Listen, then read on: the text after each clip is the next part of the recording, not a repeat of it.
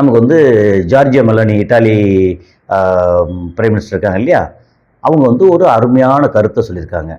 இப்போ உலகத்தில் 9 நாடுகள்கிட்ட தான் இது அணு ஆயுதம் இருக்குது. ஓகே, எடுத்தீங்கன்னா அமெரிக்கா, ரஷ்யா 2ல் இருக்குது, சைனாவில் இருக்குது, இந்தியாவில் இருக்குது, அதுக்கப்புறம் பாகிஸ்தானில் இருக்குது, அப்புறம் வடகொரியாவில் இருக்குது, அப்புறம் இதில் ஃப்ரான்ஸில் இருக்குது, யூகேல இருக்குது, ஐ திங்க் ஜெர்மனியில் இருக்குதுன்னு நினைக்கிறேன். ஓகே, 9 நாடுகள்கிட்ட இருக்குது.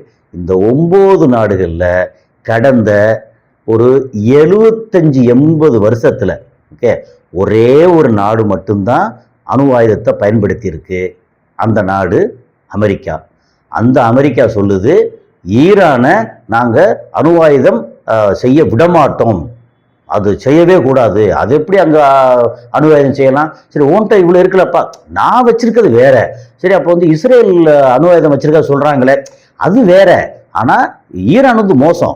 ஈரான் வந்து நிறைய இந்த மாதிரி டெரரிஸ்ட் இருக்காங்க இல்லையா, அவங்களுக்கு எல்லாம் அவங்க சப்ளை பண்ணி மொத்த ஏரியாவை வந்து ரொம்ப கொலாப்ஸ் பண்ணி விட்டுருவாங்க. ஈரான் வந்து மோசம். ஆனால் இஸ்ரேல் அப்படியா? எவ்வளோ தங்கமான நாடு. அவங்க கையில் எவ்வளோ ஆயுதம் இருந்தாலும் அப்படியே பத்திரமா பூ போட்டு வச்சு பூஜை பண்ணிட்டு இருப்பாங்க. அதனால இஸ்ரேல் வந்து எவ்வளோ ஆயுதம் கொடுத்தாலும் அது பிரச்சனை இல்லை.